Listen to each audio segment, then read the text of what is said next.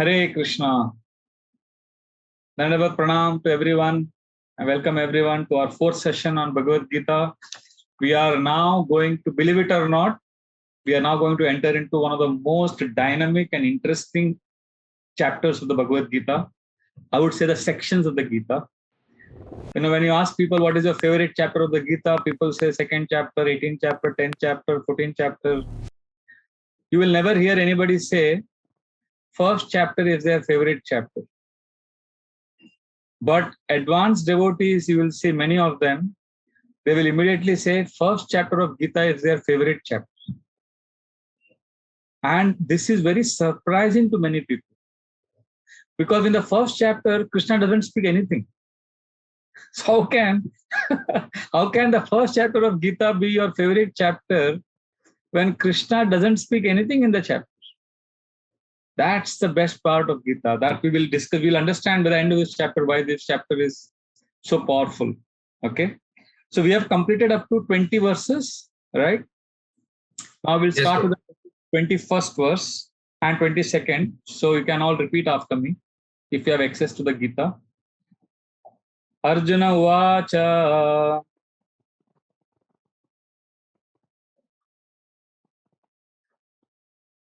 Senayorubayormadhye ratam stapayamechyuta.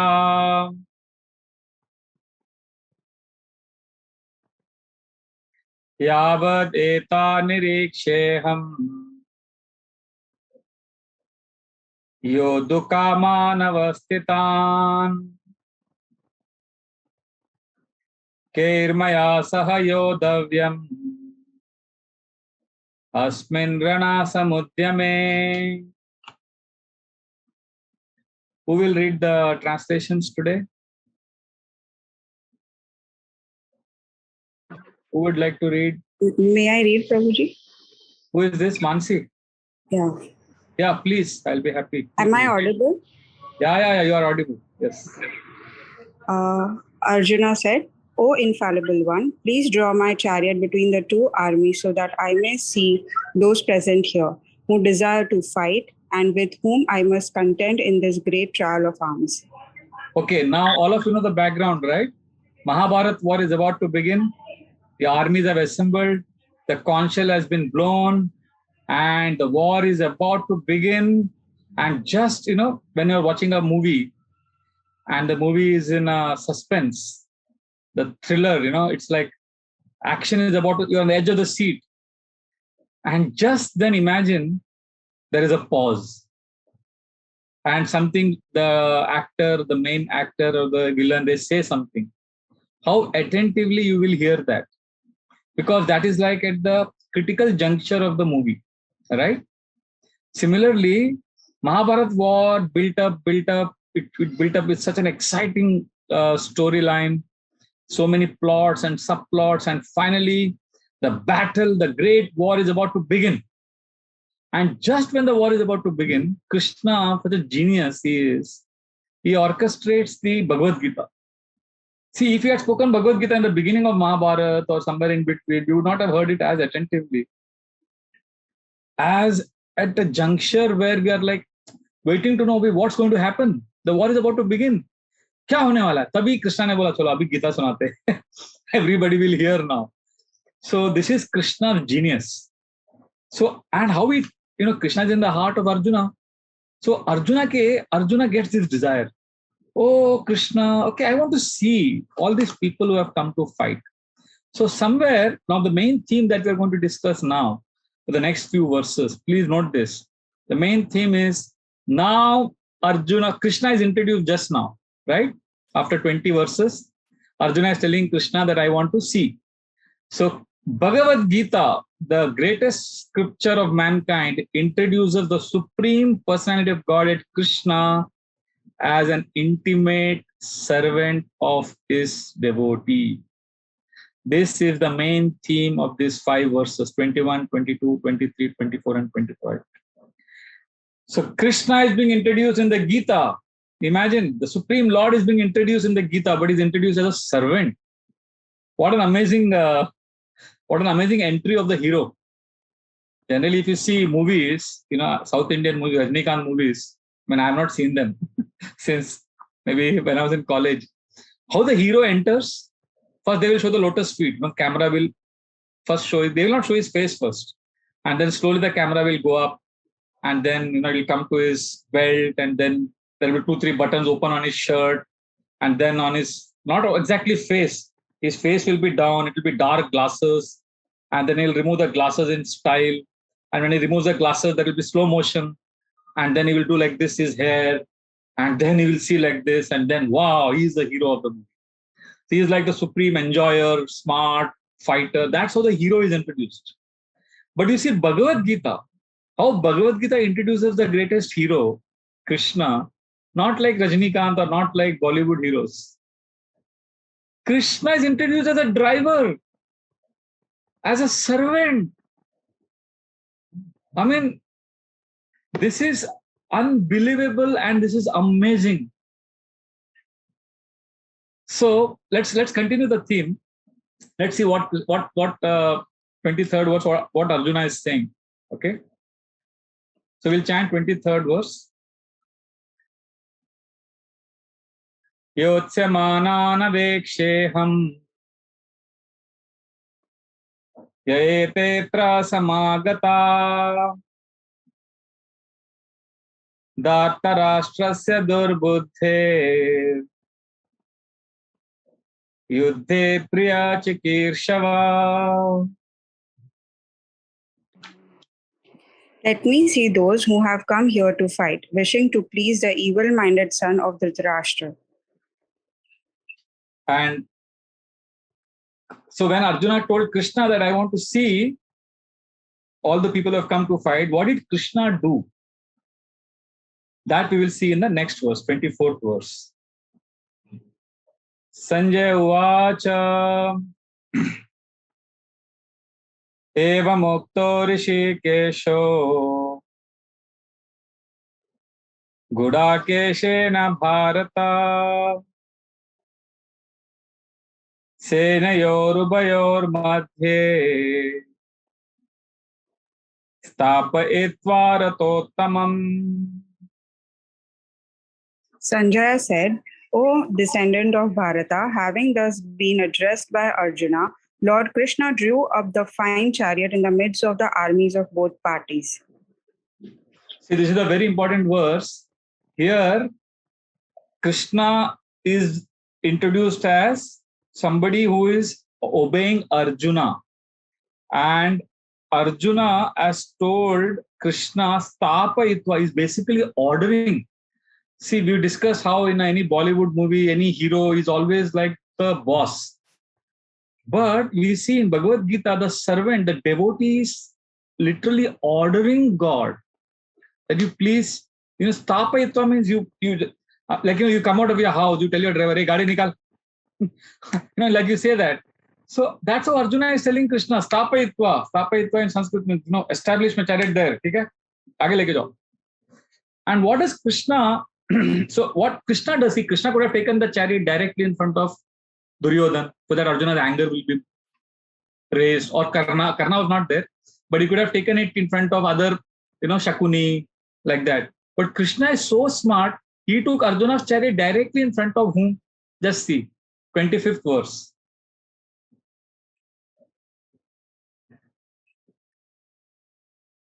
Bhishma Drona Pramukataha Sarvesham cha Mahikshitam Uvacha Partha Pashetan Samavetan Puruniti. In the presence of Bhishma, Drona, and all the other chieftains of the world, the Lord said, just behold, Partha, all the Kurus assembled here. See, this is what Krishna does. He's so genius. He takes a chariot in front of people whom Arjuna really loves. Because he knows that Arjuna will now immediately start going through churning of his emotions in his heart. And that's why this first chapter is most important, because this is now going to reveal Arjuna. Arjuna is actually now going to become very weak. And after seeing Bhishma and Drona, so, we all have attachments. I mean, even sannyasis and brahmacharis have attachments to their families. Everybody has attachments. It's like heart. And when you imagine you have to kill that person whom you love.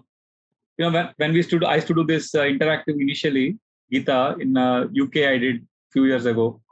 In there it's a live classroom. So what I told them after the introduction of Gita, before I started the first chapter, I told them, tomorrow we are starting first chapter. All of you, please get a photograph of the person you love the most. So everyone bought photographs. Somebody bought his girlfriend photo. Somebody bought, every different photos, parents photo, like that. And then we told them to put it on the wall. And we had a board.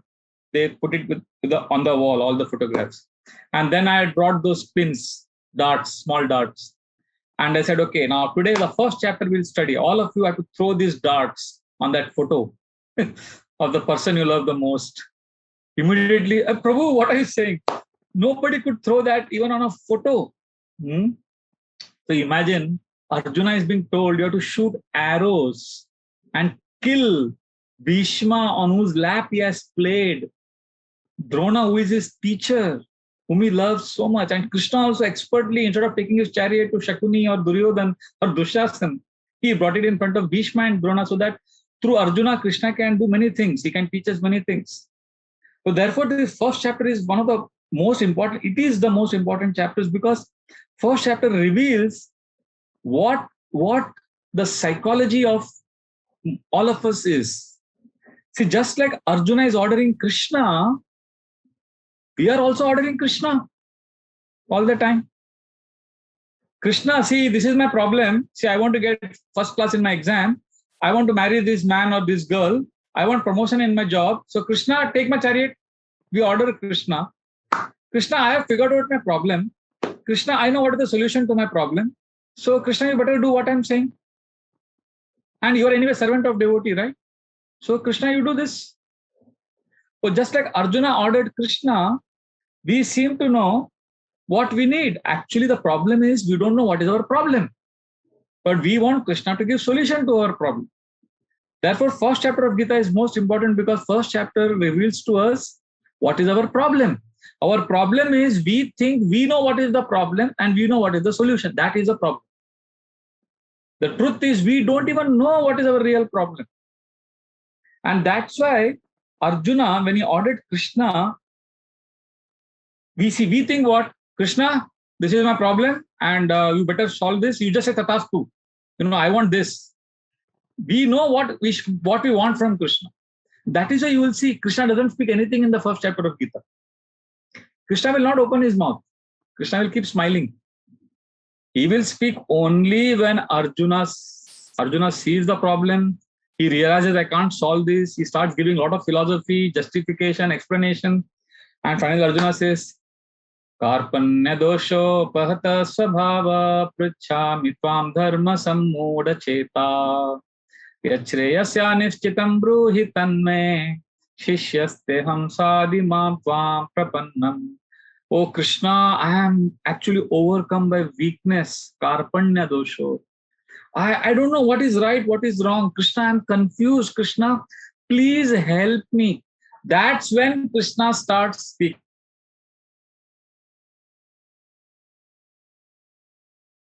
Also come to Krishna thinking, I know what is the problem, I know what is the solution. Krishna, you please say Tatastu. So Krishna says, I will not say anything. Krishna just keeps quiet. Sometimes people say, why secrets of the Gita are not revealed? How can we understand the secrets of the Gita? Well, the secrets of the Gita will never be revealed as long as we think, I know what is my problem, or I know what is the solution. Are we willing to hear the Lord's solution? See, we have, many times in the Gita, 3 places in the Gita, at least Krishna says very clearly that he is in the heart of every living entity. Like 10th chapter, 20th verse, 15th chapter, 15th verse, Krishna says, Sarvasya chaham hridisanya vishto. I am the one who guides all the living entities. Then 18th chapter, Krishna says, Ishvara sarva bhutanam hriddeshe arjuna tishtati. I am guiding everyone, all the living entities are wandering, I am in their heart. So many places Krishna says, I'm in the heart. I can guide all living entities. I can take them from ignorance, from darkness. But still devotees complain, but Prabhuji, Krishna is in the heart, but why don't I hear his advice? Why can't I hear what Krishna wants to say? Why I'm not able to understand what is Krishna? If Krishna is in the heart and he's guiding everyone, but why I am not feeling that guidance from Krishna? Well, that is because we want Krishna to be our driver. We want Krishna to simply obey my order. So how will I hear Krishna's guidance? Like Arjuna could not hear Krishna. Krishna did not speak anything to Arjuna because Arjuna was ordering Krishna and Krishna was simply obeying. When we tell Krishna, Krishna, you tell me what I should do, then Krishna will play a different game. Then we will be able to hear God's voice in our heart. See, it is very important. Bhagavad Gita is now spoken in the battlefield. Many devotees, sometimes we say, Prabhuji, kya hai? Aap Gita kar rahe ho, philosophy chal raha hai, but my life is difficult. You are all in temple. I have to fight so many battles in office, so many challenges, so many problems in relationships. So Krishna says, okay, that is why I will not speak Gita in a temple. Krishna did not speak Gita in some nice, cozy temple hall. Krishna did not speak Gita in a Himalayan cave. Krishna spoke in the battlefield. That is very significant because we are all fighting battles. Everybody has multiple battles. And just like in a battlefield, horses are neighing and the elephants are making sound and the conch shells are blowing, everybody is shouting. So in our life also, so many battles, we are not able to hear our own inner voice. We are just totally lost. That's why Bhagavad Gita is very important because it is spoken on a battlefield. That means if you are fighting a battle, if you are struggling in life, that's precisely when you need to study Gita. You can't say, sometimes devotees say, Prabhuji, when my life becomes peaceful, then I will study Gita. You tell me one example in scriptures where Bhagavad Gita or Bhagavatam was spoken to great devotees when their life was peaceful. Parikshit Maharaj was on the verge of death. That's when Bhagavatam was spoken. Arjuna was on a battlefield. He was in depression. Now you will read what Arjuna is going to go through. Arjuna is going to give 5 solid reasons for not fighting the war. He's going to give a big philosophical justification for his confused state of mind.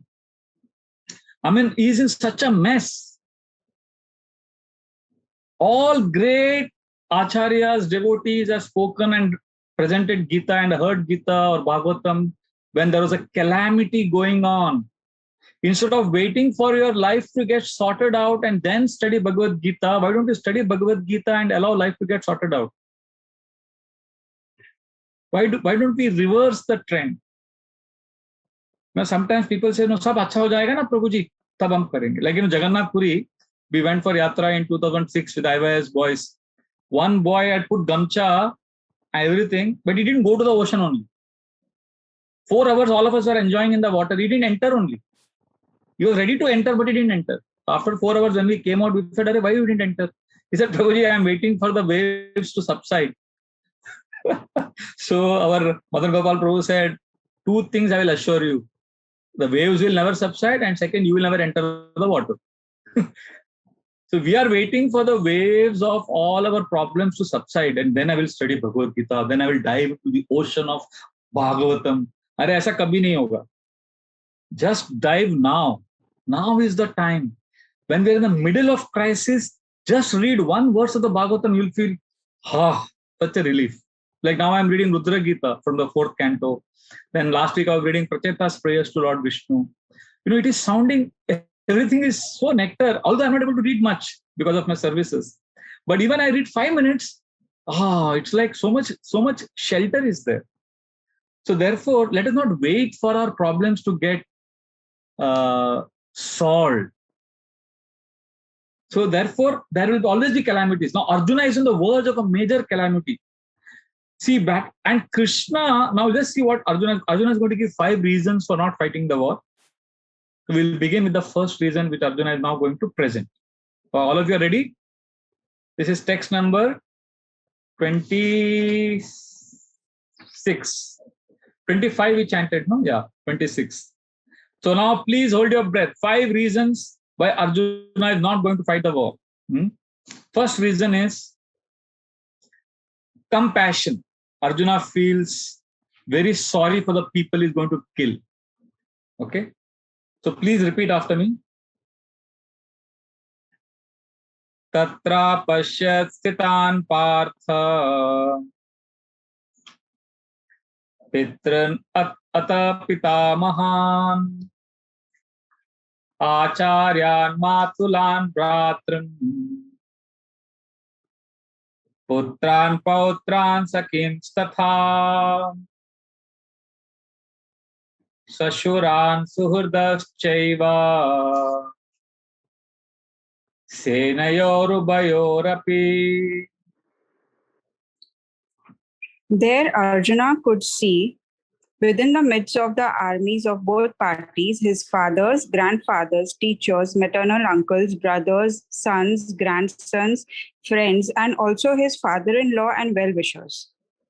Okay, 21 to 25, what we read today, those 5 verses, the main theme was Bhagavad Gita introduces the Supreme Personality of Godhead Krishna as an intimate servant of his devotee. Now we read 26.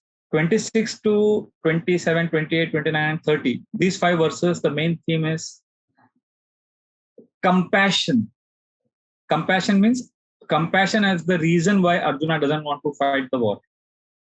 If Arjuna feels sad for the people he's going to kill, he's feeling compassion, he's feeling love. So that is all. So he has seen them. And what happens when he sees? This is interesting. Text number 27. Let us chant. Tan samiksha sakaunteya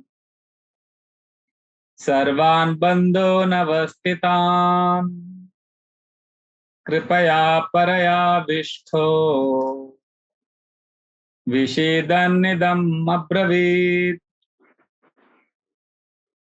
When the son of Kunti, Arjuna, saw all these different grades of friends and relatives, he became overwhelmed with compassion and spoke thus. So he is now overwhelmed with compassion, and Arjuna is going to speak something to Krishna. Now, what is Arjuna going to speak? This is very interesting. Text number 28, 29, and 30. 28. Arjuna vacha drishtve mam swajanam Krishna yayotsam samupastitam sedante mama gatrani mukam cha parishusyati. Arjuna said, "My dear Krishna, seeing my friends and relatives present before me in such a fighting spirit, I feel the limbs of my body quivering and my mouth drying up." This is a classic sign of stress. Body quivering, mouth is drying up. And Arjuna's greatest strength was his Gandiva bow. See, just imagine a student has always stood first in his exams. He's always got 100 out of 100 in all the prelims exams, everything. And the main exam of his life is about to begin, the board exams or whatever. And he sits there and he's in so much stress and he's not able to write. And his pen starts shaking. And Arjuna's Gandiva, you'll see text number 29, what happens. We'll chant text number 29 and 30 also. 29. Vepatuscha sharire me romaharshascha jayate gandivam shamsate hasta tvachaiva paridhyate. My whole body is trembling. My hair is standing on end. My bow Gandiva is slipping from my hand and my skin is burning. See, Gandiva for Arjuna is very important. Just like, a student is about to give the exam and his pen, his hand is shaking, he's not able to lift his pen. What will happen? And somebody who's always come first is always writing good answers and his pen is shaking. Arjuna never lost a battle.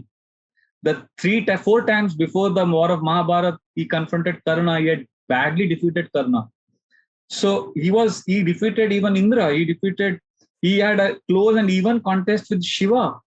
So he defeated Bhishma, Drona, Karna, everyone together single-handedly during Virata's when he was at Virata's kingdom. So Arjuna was such a powerful warrior, never lost a battle, and now his Gandiva is slipping from his hand, which is his most prestigious bow.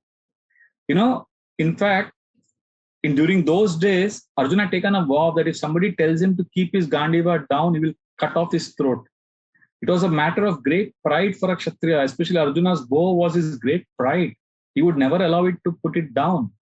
And that Gandiva is not able to hold. That means how stressed he must be, how much compassionate he's feeling towards his uncles and grandfathers, and he doesn't want to kill them. And now in text number 30, he says something. He's revealing his internal mental state, which we will chant now. Nacha shaknom avastatum brahmati vacha me mana nimittani cha pashyami viparitani keshava. I am now unable to stand here any longer. I am forgetting myself and my mind is reeling. I see only causes of misfortune. O Krishna, killer of the Keshi demon. So Arjuna is feeling that only misfortune will happen by killing his relatives. And he's feeling a lot of soft-heartedness. This compassion is very good quality actually. Feeling for others, I'm going to kill them, I should not kill them. Feeling sad, for others, that's a very good quality. But that compassion should be rightly placed. Like for example, if somebody is in the border fighting a war and the enemy soldiers are attacking, he can't say I'm feeling compassion for them.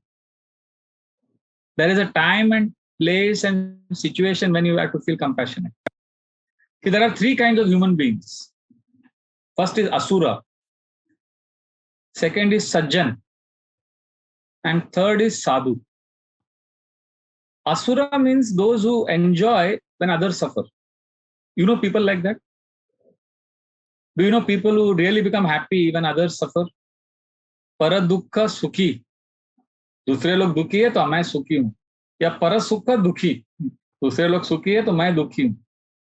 So asuras are those, like one lady, one thief entered a house in the night and he grabbed that lady's neck and he grabbed her gold neck chain which she had on her neck. And as he was leaving, she told him, I have one small request to you. He said, what? My neighbor, that she also and I, both of us purchased gold necklace together. So you don't spare her also. Huh? You take gold chain from her house also. So that is like para dukkha dukhi. I am suffering, but I will suffer less if others suffer more. Asura mentality is like that. Like when we were young boys, I knew some people, they were okay if India lost the World Cup, but they were happy that Pakistan did not win. So I said, एक कैसा consciousness है? What is this logic? हम जीते नहीं जीते चलेगा, पाकिस्तान नहीं जीतना चाहिए. But how can you compare yourself with Pakistan? अरे असुरा mentality. अरे वो लोग जीत कैसे गए? They should not win. So the point I'm saying is asura. Asu means now. Ra means Ramana, enjoy. Okay. So asuras are those people who enjoy now. मेरे को क्या मिलेगा अभी? How I can enjoy. So majority of the people in this world are asuras. They think of their own enjoyment. And to enjoy myself, I don't mind others suffering. But there are a higher class of people called Sajjan, gentlemen. Their mood is nobody should suffer. They think of win-win. They think of others should always be also happy. Sarve jana sukhino bhavantu. They are Sajjan. They always say everybody should be happy. But there are higher classes of people called sadhu. Sadhu is not somebody who's wearing saffron clothes or who has a big beard. Sadhu are those people who is exactly opposite of asura. Asura is happiness is dependent on others' suffering, right? And he will go to any extent to enjoy and give others suffering. That is asura. But sadhu is somebody who will himself suffer so that others can be happy. Like, he's like a candle. Candle will give light, but in the process of giving light, the candle will melt away. So sadhus are those who are voluntarily accepting suffering or austerities so that other human beings can be happy, so that the family of Krishna, so that the human society can progress. So sadhus are therefore compassionate. And kings also, like Arjuna, Yudhishthir, they were all sadhus. They were called as Raja Rishis. They were not simply Raja, they were Raja Rishis. They were saintly kings because they would take a lot of austerity so that others are happy. Their whole mood was to give happiness to others. So Arjuna is feeling compassion, which is very good quality because he's feeling that others should be happy. Bhishma, Drona, they all should be happy. But the problem is, Arjuna is right now bewildered and he's in the bodily level. And his material attachment is clouding his intelligence, and his compassion has become misplaced. And therefore, he's now making a grave mistake of giving up his prescribed duty. His duty is to fight the war, but now he's about to abandon his duty because his intelligence has been covered by wrong understanding of compassion. So Arjuna right now has to fight, but because he's in the bodily platform, he's thinking that I should not fight the war. It's like a child goes to a doctor with a lot of boil, big boil, and the doctor has to do surgery and remove the boil. But the child is crying, "Oh, doctor, please don't do the surgery. It is going to be painful. I'm crying." And the child is crying. "It is painful. Please don't remove this boil." Just imagine the doctor sees the child crying, and the doctor feels so compassionate that he also starts crying. And he says, "Oh, my dear child, I also feel your pain. Okay, you go home. I will not do surgery." Is that a good doctor? So the doctor's job is to remove that boil. Arjuna's job is to remove the boil which has affected the society. Human society was filled with the boils of Duryodhana, Shakuni, Dushasan. They were the boils. Arjuna is a surgeon, of course. Krishna is the ultimate surgeon. But Arjuna has to be an instrument in the hands of Krishna, the surgeon, and allow these boils to be removed. But Arjuna is saying, "Nahi, though they have these boils, I cannot kill them. I should not do this wrong. Oh, they will suffer." It is like a doctor refusing to operate on a patient who deserves to be, who needs to be cured. The human society needed to be helped. So compassion cannot be misplaced. Many times, leaders have done this big blunder of misplaced compassion. When Mohandas Gandhi, who is known in India as the father of the nation, Mahatma Gandhi, he wrote a letter to Winston Churchill in the early 1940s, telling him that please allow Hitler to attack England, and you open your country and allow him to loot and destroy whatever he wants to do, let him do. Let your non-violent protest melt the heart of Hitler, and you stand for the truth. So this is a twisted understanding of compassion. So Winston Churchill immediately realized this man is a madman. And Winston Churchill would always say, "I'm waiting for that old fakir to die." He would always say this. Mahatma Gandhi is a great man. I respect him for his personal austerities, for his discipline, all that. I'm just saying, sometimes compassion is misplaced. When you're fighting an enemy, if you give such stupid ideas, people will not accept. Because compassion, Ramdari Singh Dinkar, one of India's greatest national poets, he said, we should forgive, we should be compassionate, but it should not be misplaced. He said a very nice poem. He said, "Kshama shobhati us bhujang ko jiske paas garal ho, usko kya jo dantaheen vishrahit vineet saral ho." He said, "Kshama kisko shobhti hai?" Kshama, forgiveness, is an ornament. Kshama shobhati us bhujang ko. That snake deserves to forgive.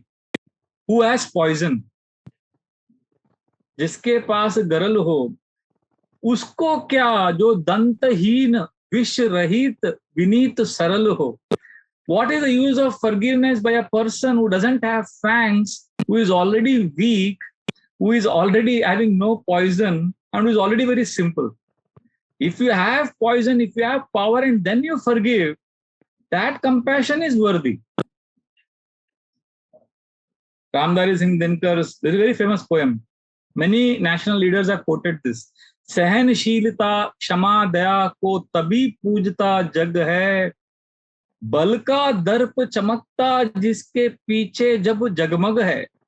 He said, सहनशीलता, क्षमा, दया, tolerance, forgiveness, kindness, सहनशीलता, क्षमा, दया को तभी पूजता जग है. The world will recognize your forgiveness, compassion, all that when बल का दर्प चमकता जिसके पीछे जब जगमग है. When you have everything going all right in your life and you have power and position and then you give forgiveness, that will be appreciated. So we have to be careful. We can't just have blindly, we can't have a misplaced compassion. So Arjuna is like, Arjuna is trying to forgive a wrong party. They will perpetuate adharma. Srila Prabhupada said a very beautiful story. He said there was a young boy whose mother was a widow and she was raising this child. And the young boy would go to the neighbor's house and steal some money and some things. Not like Krishna, he was not stealing butter. He was stealing money, gold. So they would complain to the lady that your son is a thief. So the lady said, I will take care of him. Thank you for telling me. But the mother would feel compassion for her son. She would think, oh, my son doesn't have a father. I should not scold him. So she would not tell him anything. Eventually, the son went on to grow up and he became a very big dacoit. He became a murderer and he became a very big thief. And then he was arrested by the police. And then there was a court trial and he was sentenced to death. And before dying, they asked him that your mother has come to meet you. You can meet her for a few minutes. So when he met her, he embraced her. She embraced him and she was crying. So when she embraced her son, the son bit his mother's ears and he fully removed her ears from her body badly and all the blood came. And everybody was shocked. He said, Mother, I did this because you are the one who's responsible for what I am today. When I was a child, if you had corrected me, if you had stopped me, then I would not have become today this person. So many times our compassion is misplaced. We don't know what is kindness, what is the best thing to do. Like Srila Prabhupada gave the story of a mother whose son was suffering from typhoid and she told her daughter, take care of this young boy, I'm coming back in a few hours. So when she went out, the boy told his sister, please give me puri and bangan sabzi, fried, deep fried. And the sister felt compassion for her brother and she cooked deep fried bangan bhaji and puri and she fed it to her brother and the brother ate that and he died. So Srila Prabhupada said that this is wrong compassion, trying to give what is not good for a person. So many times our compassion is misplaced. So therefore we have to learn from this very important episode that of course Krishna will refute this compassion, Krishna will correct Arjuna later.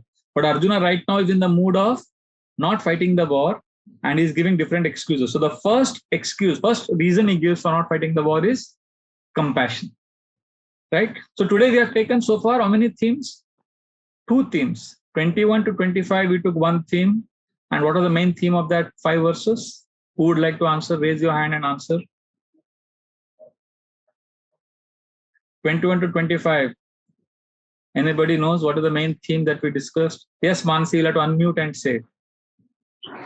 Arjuna showed Krishna, the God himself, as his own servant. Like a servant Krishna of revealed. The main theme is the Supreme Personality of Godhead is revealed as a servant of his devotee. Thank you. And then we discussed 26 to 30. 21 to 25, then 26 to 30. What is the main theme of those 5 verses? Yes, Sunanda Mataji, what is the main theme of the next 5 verses? You'll have to unmute and say.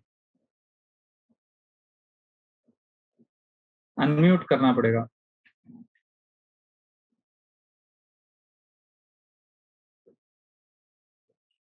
Is it for 21 to 26?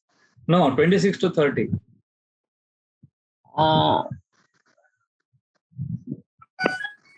I mean, it is the problem. To know the problem, the first chapter is it is Gita will not be 26. Okay, Mataji, It's we'll come about back the to you. compassion. Compassion. Compassion what? Arjuna's misplaced The compassion. This is the main theme Can of you these hear 5 me? verses. It's about the compassion. Yes, this is the compassion. Arjuna's compassion is on the bodily level and it is based on material attachment. And therefore, it is misplaced. Yes. So this is the main theme of this. So basically, I've taken 10 verses today. And now we will go to text number 31. Arjuna is now going to start giving the second reason for not fighting the war. The first reason was, he said, I cannot fight the war because of I'm feeling compassion. Now let us see what is the second reason he gives for not fighting the war. And this text 31 to 35 will reveal the second reason, which is enjoyment. Arjuna feels, if I fight the war and I kill everyone, then I will not be able to enjoy. Because मारने के बाद किसके बाद enjoy करेंगे? सब मर जाएंगे तो फिर क्या फायदा? You get the logic? So this is the logic he gives. So we'll chant text number 31.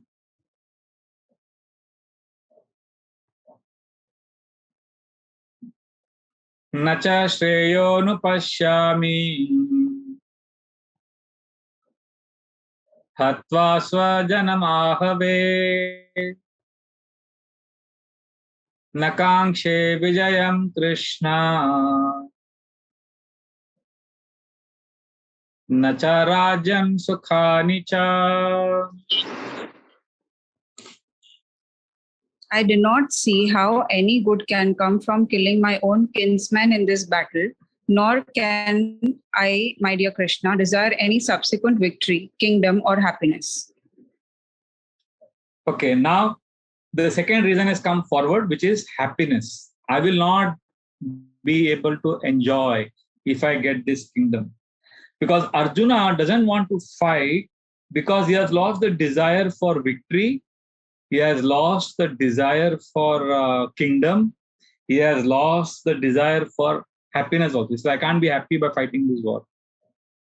So, it's just Srila Prabhupada gives the example in the purport that if somebody is not hungry, he will not cook food. So he says, he's not hungry only, then why he will cook the food? Similarly, if somebody like Arjuna is now feeling that anyway, I'm not going to be happy by fighting this war, then why I should fight? So that is, so he's not realizing, Arjuna is not realizing that this fighting is not for enjoyment. Why he has to fight the war? Not for enjoyment or his own happiness. Arjuna has to fight the war because some siddhir haritoshanam, because Krishna will be happy. Ata pumbir dvija sreshta varna ashrama vibhagasha sanishtitasya dharmasya samsiddhir haritoshanam. Why do we do anything we do? Is because we want to please Krishna. See, if Arjuna had this motivation, then Arjuna would have been able to fight the war. But Arjuna is thinking of his own happiness and therefore he's feeling, I'll not be happy. As long as I think of my happiness and I work for it, I will not be happy.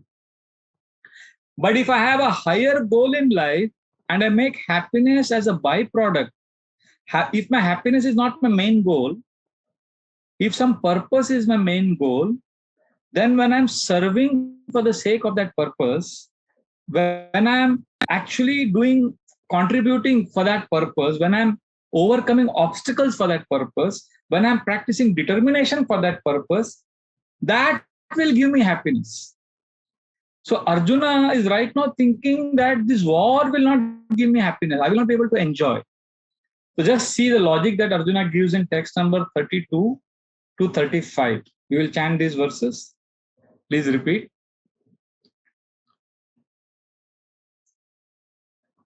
Kim no rajena govinda kim bhoge jivitena va esha marte kangshitam no Rajyam bhoga sukhani cha tai me vestita yuddhe pranam stektva dhanani cha. आचार्य पितरः पुत्राः तथैव च पितामहा मातुला श्वशुरा पौत्रा स्याला सम्बन्धिनस्तथा एतान् हन्तुमिच्छामि ज्ञतोऽपि मधुसूदना अपि त्रैलोक्यराजस्य हेतो किं no मही कृते निहत्य दार्तराष्ट्रं न का प्रीति सा जनार्दना.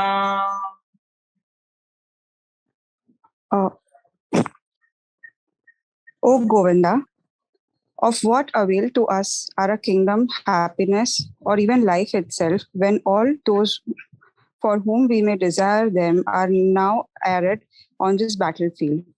O Madhusudana, when teachers, fathers, sons, grandfather, maternal uncles, father-in-law, grandsons, brother-in-law, and other relatives are ready to give up their lives and properties and are standing before me, why should I wish to kill them, even though they might otherwise kill me? O maintainer of all living entities, I am not prepared to fight with them, even in exchange for the three worlds, let alone this earth. What pleasure will we derive from killing the sons of Dhritarashtra? So now Arjuna is very clear when he's giving the second reason that, better they kill me. What will I get? See, when you lose, this is a very big motivation Arjuna has lost to fight the war. If I'm not going to be happy in the end, because see, ultimately, it is not victory that would give happiness to Arjuna. See, it is not that when you earn money, it is not simply that you earn money, then you become happy. It's not that you get something and you become happy. We are all a social being. We want to show that to people we love. And that is what makes us happy. And if you have nobody to show it to, because you're killing all of them in the war, then how will you be happy? That is the logic Arjuna is using. See, it is like, just imagine there is a World Cup. You are told that your team will win the World Cup, but some terrorist organization has, God forbid, just a stupid example I'm giving. If somebody has, if it's a situation that you win the World Cup, but when you win the World Cup, some terrorist will press a button and there will be a nuclear bomb and all the world will be destroyed. So you have the World Cup in your hand, but all the people you love are dead. What is the use of that World Cup? So see, like there are Ashtanga yogis. They will do a lot of tapasya and they will do meditation and then they will get mystic siddhi and they will get strength to walk on water. Now that strength, that walking on water is not giving him happiness. When he walks on water and comes to the bank and there is a big crowd there, they're all clapping. Wow! That is what gives him happiness. Most cases. So most people, they get something or they do something is not what gives happiness. When that is acknowledged and appreciated by the world, that gives happiness.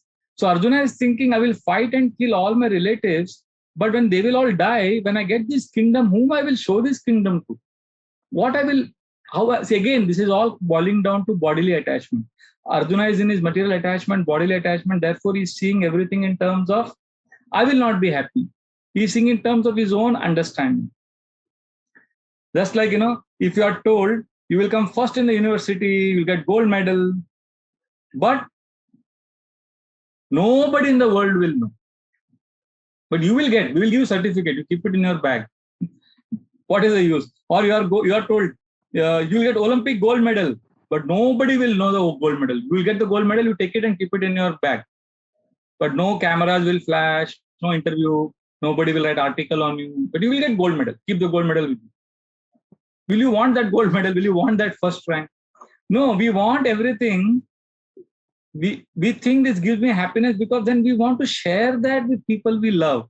But if the people you love are already killed by you, then what is the use of getting that thing which you think will give happiness?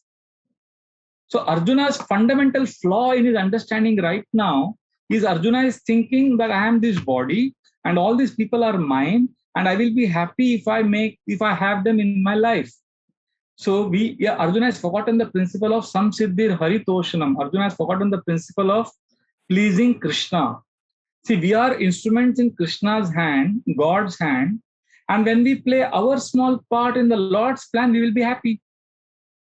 Like you see, in a school annual day program, small children, they are all given one big placard, and the child is trained by the teacher. You go front first, and the child comes with that big board sign, and the second child comes.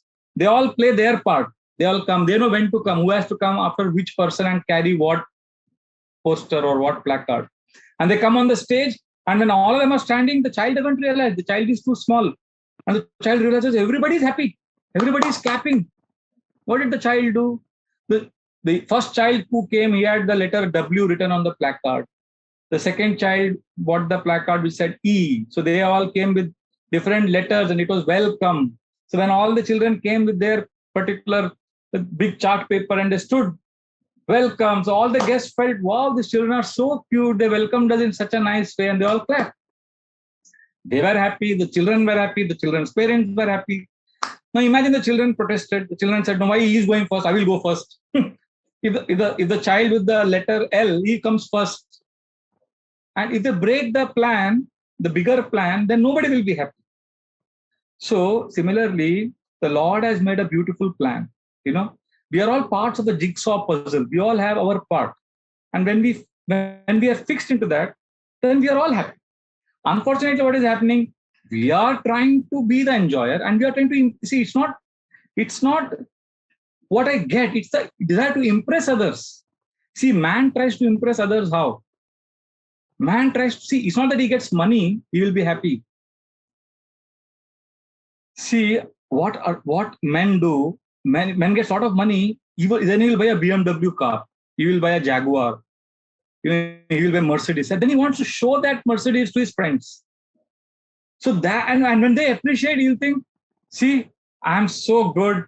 See, the happiness is not in earning money. The happiness is getting that money and then getting a car and then showing off and impressing others, and they clap. Wow. And this is how men do. And how women try to become happy. They try to look beautiful. For them, beauty is, they think if I'm very beautiful and people appreciate me for my beauty, then I'll be happy. That's why, we say, don't ask men their salary and women their age, because that hurts their ego. Why? Because women want to look young and beautiful, and man wants to have money. So that's how the ego tricks us. And I think I'll be happy. So, and we try to impress. And unfortunately, what happens? We think I will impress everyone, and I'll be happy when they're all happy with me. But unfortunately, what happens when we try to impress with our money and beauty? Instead of impressing them, what do you think happens? They become envious. People don't really become happy at your happiness. So this is a crazy, crazy material world. So therefore, it's not a good deal to work for happiness. So Arjuna has given 2 reasons for not fighting the war, and both are fundamentally flawed. Because happiness can never come if happiness is our goal. Prahlad Maharaj says in the Bhagavatam that if you want to be miserable, please make happiness as your goal. Because we cannot be happy, because in this material world, you just take a simple example, last 100 years. Just see last 100 years, how many comforts have increased. Look at the conveniences we have. If you go to Times of India archives, you will see 1910, I think 1910 or 12, advertisement of Taj Hotel in Gateway of India, which is a famous landmark hotel. You see how Taj Mahal Hotel advertised to attract customers to stay in their hotel. They had a photograph or drawing of a fan with 3 blades. And the advertisement was, stay in Taj Mahal Hotel and enjoy the breeze of a fan. And they had a fan, which we all have taken for granted now. But during those days, that was a luxury. Fan, wow. Your hotel has a fan. So if you stay in your hotel, we can switch on the fan and get air. Now, without AC, nobody will go to a hotel. So if you can imagine the last 100 years, how much conveniences we have, whether it is telecommunications, whether it is transport, whether it is bodily comfort, whether it is food. Now, if you compare, so much comfort has increased, but look at the unhappiness. Unhappiness has also grown tremendously. That means as long as the center is I, my enjoyment, we cannot be happy. We have to go beyond happiness. See, we need happiness. Please don't get me wrong. We all need happiness, but that cannot be the goal of my life. Happiness is what I need so that I can pursue my goal. But unfortunately, what has happened, we have got stuck with happiness. Like if you have a car, yesterday Krishnendra Prabhu gave this beautiful example, that you have a car. Now, if somebody asks you, where are you going with the car? Well, I'm going to the petrol station and filling petrol. Very good. After that, where will you go? After that, I'll go to the next petrol station and I'll fill petrol there. Acha, after that, I'll go to third petrol station and fill petrol. You'll say, oh, okay, but I mean, you need petrol to go with, but that cannot, your car cannot live for petrol, but your car will have to live with petrol. Similarly, in our life, we have to live with happiness. We need happiness. We need peace. But we have to live with peace and live with happiness, but we cannot live for happiness. Just like cars' purpose is not to keep filling petrol. Car's purpose is to go somewhere. Right? So therefore, we need happiness. Agree. But we need to have a purpose in life. What is the goal of my life? And unfortunately, you go to any scientist, any modern day self-help gurus, many of them, they don't have a purpose. They will never teach you purpose. Bhagavad Gita that's what Bhagavad Gita's speciality is. People see, scientists will tell you the purpose of every small thing. They will be able to explain to you why the apple is falling from the tree. They will be able to explain why the high tide and low tide happens. They will explain why seasons change. They will explain why Earth is rotating around the sun in a particular way. See, they will have explanations for every small thing. They will explain what is the purpose, why it is happening. But if you ask, okay, then what is the overall purpose of life? They will say there is no purpose. There is no meaning for that. How can that happen? Every small thing has purpose, but overall life has no purpose. This is illogical. This doesn't make sense. Like, in the spy world, when there is a war, the spies, they send codes, code language. So the opposition country enemy, their job is to figure out what is the coded language. So imagine the enemy, they figure out your code language communication. They understand all the alphabets perfectly, but they don't understand the sentence. That sentence, they cannot decipher what is the message they are communicating, but they have understood the words and the letters. Then the whole purpose is defeated. Similarly, the scientists have figured out the code or the plan or the purpose behind all the small things that are happening in the universe. But overall purpose, that the scientists cannot. The big picture, they cannot figure out. They will have knowledge about the matter. Matter is one thing, but what matters is another thing. I think Krishnendra Prabhu said this yesterday. Beautiful statement. Matter is one thing. ठीक है बाबा, matter है, सब समझ रहे हैं आप. But what really matters to us in life? So therefore, in this world, you will see carefully, if you observe, what we are really craving for and we think will give me happiness, that actually gives us misery later on. Like addiction, somebody addicted to drugs or alcohol, that alcohol gives him pleasure, but that very alcohol gives him a lot of suffering. Therefore, in this world, what we learned in economics as a student is law of diminishing returns. Anything you enjoy, subsequently, it gives you more and more pain. Therefore, we need to have, the logic is we need to have a meaningful purpose. We need to make happiness as a byproduct of our life. We cannot make happiness as the main goal of our life. When we have a meaningful purpose, then our life, when it is centered on that purpose, when we do things for that purpose, then we will have happiness also. Otherwise, there is no happiness. If you go to a hill station and you feel very happy there, seeing the breeze, seeing the birds chirping, seeing the fragrant flowers in the garden, you'll be happy.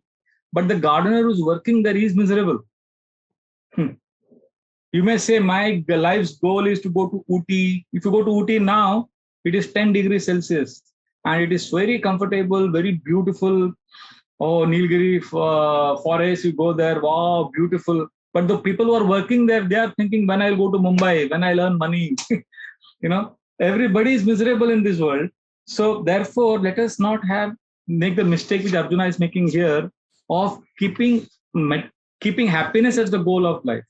Instead of happiness as the goal of life, let us have a meaningful purpose, and then let us connect to that purpose. And when we do that, automatically happiness will come as a byproduct. When we overcome the obstacles in our purpose, when we serve in our purpose, when we practice determination in our purpose, when we do all of that for our purpose, we will be satisfied.